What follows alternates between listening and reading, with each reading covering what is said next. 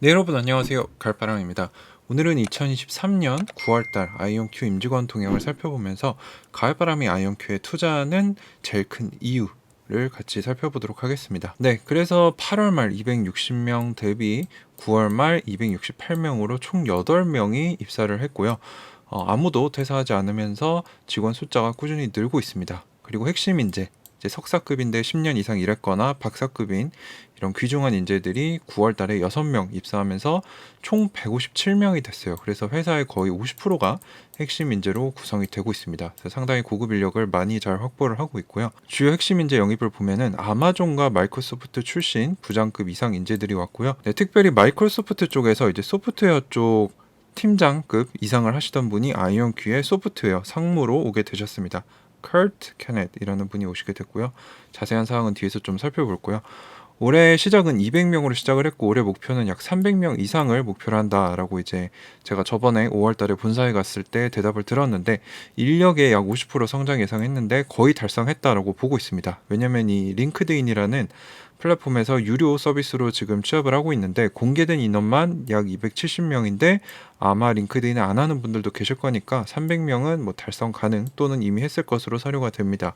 그래서 보시면은 지금 1년 동안 성장률이 약 60%고요. 2년 동안 200% 이상 성장하면서 아이온큐의 임직원 사이즈도 꾸준히 성장하고 있고 단순히 이 직원 수뿐만 아니라 들어오시는 분들도 보면은 굉장히 뛰어난 빅테크 출신 부장급 이상들도 오고 있고 경쟁사에서도 많이 오고 있습니다.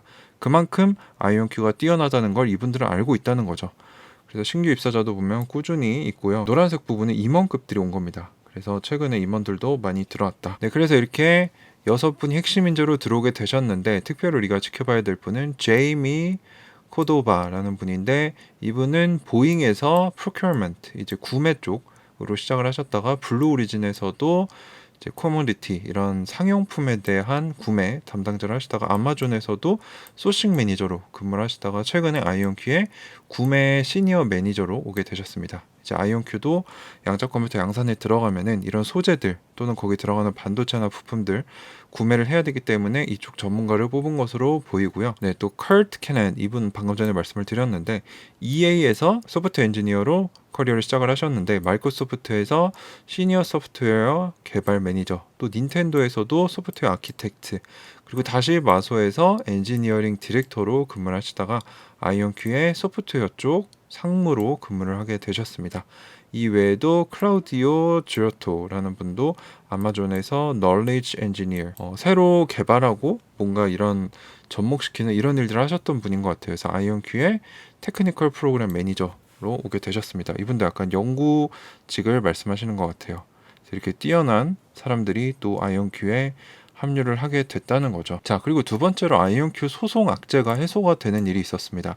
그래서 뭐 큰 건 아닌데 이제 요거를 알고 싶다는 분이 계셔서 제가 좀 조사를 해서 가져와 봤는데 지난 5월 달에 스콜피언 캐피털 공매도 리포트 이후에 주가가 많이 떨어졌죠. 5불까지 떨어지면서 로펌들이 주주를 소집해서 아이온큐의 증권 사기 혐의로 소송을 걸었습니다. 그래서 여기서 특정 주주 한 명이 자기 이름을 내걸고 소송을 했는데 뭘 주장했냐면 아이온큐는 32큐비트 양자 컴퓨터가 없다. 그리고 오류 수정 기능이 생각보다 나쁘다는 걸 공개하지 않았다. 뭐 이 외에도 내부 매출이 많다 뭐 등등 제가 보기에는 사업 설명서를 충분히 읽지 않았거나 이런 전체적인 사업이 어떻게 돌아가는지 아이온큐가 어떻게 가동되는지 파악이 부족했던 것 같아요. 그래서 좀 안타깝습니다. 그래서 이 소송을 제기한 원고는 상장 이후에 16번 거래를 통해 4,300여 주를 평당가 한 17.6불에 매수를 했죠. 그래서 손실이 컸을 겁니다. 아마 5불까지 내려갔으니까. 근데 뭐 지금까지 존버를 했다면 거의 평단가에 왔을 텐데 좀 안타까운 일이죠. 그래서 주가가 급락하자 손실을 아이온큐 탓으로 돌리는 이런 주장들을 펼쳤는데 결국 9월 28일에 미국 메릴랜드 지방법원은 아이온큐의 편을 들어주면서 마무리가 됐습니다. 총평은 뭐냐? 아이온큐는 충분히 자사의 사업에 대해서 설명을 했고 거짓말은 하지 않았습니다. 근데 문제는 투자자가 사업 설명서뿐만 아니라 종합적으로 자세히 살펴보지 않았던 거죠. 그래서 자신의 손실은 누구도 책임져주지 않습니다. 그리고 미국에서 소송은 워낙에 흔한 일이라서 굳이 이런 일로 흔들릴 필요가 없다는 거죠. 그렇기 때문에 우리는 이러지 말아야겠다라고 저는 생각을 하는 거고, 제가 또 꾸준히 조사해서 전달드린 지식들 여러분들이 한번 받아보시고 또 팩트 체크도 해보시고 하시면은 이런 실수는 하지 않을 것 같다라는 게 제 생각입니다. 어쨌거나 소송 악재가 해소가 됐기 때문에 뭐 좋은 일이다라고 볼 수 있을 것 같고요. 자, 그래서 저희 의견은 뭐냐? 이번 달도 아이온큐에 내로라는 뛰어난 인재들이 영입이 됐습니다. 보잉, 블루오리진, 아마존, 소싱, 구매 조달 매니저가 아이온큐의 구매 쪽에 오게 됐고, 닌텐도, 마소 쪽에서 소프트웨어 엔지니어링 하시던 분이 아이온큐 소프트웨어 상무가 됐다. 제가 항상 말씀드리지만 뛰어난 인재들이 작은 스타트업에 연봉을 깎고 들어온다는 건 말이 안 된다는 거죠. 물론 스톡옵션이나 RSU, PSU 등으로 주식을 약속받긴 합니다. 그러면 이 주식을 보고 들어온다는 거죠. 제가 실리콘밸리 방문했을 때 느낀 것은 철저히 계산해보고 이직하는 약간 스포츠 선수 이직 시장이랑 비슷합니다. 그래서 그냥 오지 않고요. 해당 필드 사람들은 아이온큐 미래 가치를 높게 보고 오는 거죠. 주식을 보고 오는 거고 앞으로 성장할 거다라는 걸 보고 온다는 거고, 얼마 전에 애널리스트 데이에서도 마케팅이나 영업, 그 프로젝트 매니저 이런 분들이 뭐라고 했냐, 우리는 아이온큐가 양자 시대를 열어가는 선두주자고 그 초입에 있기 때문에 이곳에 옮겨왔다 라고 뭐 아마존, 마이크로소프트 이쪽에 계셨던 임원분들이 얘기를 해주셨습니다. 그래서 아이온큐가 이렇게 뛰어난 인재들을 계속 유치하고 퇴사시키지 않도록 잘 잡고 있는 거는 양자 컴퓨팅 분야 1등을 유지하고 있다는 반증이라는 거죠. 그리고 이 외에도 아이온큐가 최근에 미 공군연구소의 양자 컴퓨터 판매권을 발표했고, 예전에 작년에도 이제 기초적인 할머니라는 장치를 판매를 했었죠. 그리고 스위스 퀀텀 바젤에도 양자 컴퓨터를 판매하면서 신뢰도와 판매 이력을 쌓고 있습니다. 그리고 4분기 시애틀 제조시설이 양산 준비가 완료되면서 이제 수요를 제품 생산, 결국 매출로 연결하는 링크를 연결을 하고 있습니다. 근데 왜 제가 앞서간다라고 얘기를 하냐면은, IBM이 작년 5월에 뭐라고 했냐면 양자 컴퓨터 세일을 3년 뒤에 할 것으로 예측하고 있다. 즉 IBM이 지금 여기저기 양자 컴퓨터 많이 깔고 있는데 엄밀히 말하면 판매권이 아니고요. 본인들이 서버라고 깔아주는 겁니다. 그리고 최근에 리게티도 공군연구소와의 계약이 나왔는데 9큐비트 수준의 아주 기초적인 양자 컴퓨터를 판매를 했고요. 양자 파운드리로서 이 공군연구소에서 이거 만들어줘 하면 만들어주는 단순 계약이고요.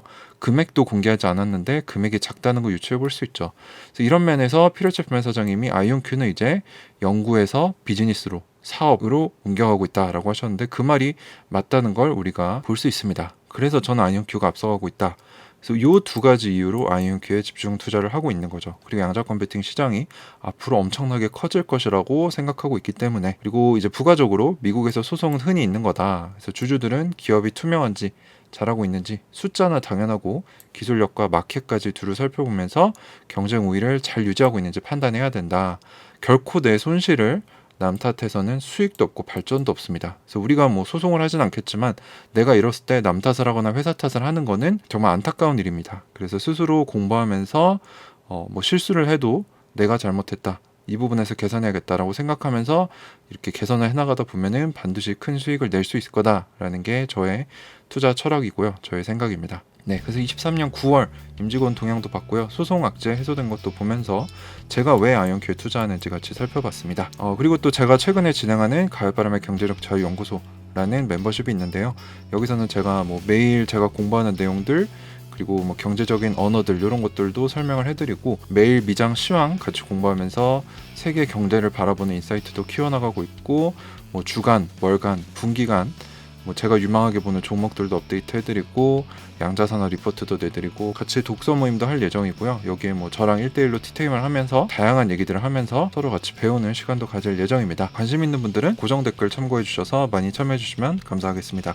네, 끝까지 시청해 주셔서 감사합니다. 가을바람이었습니다.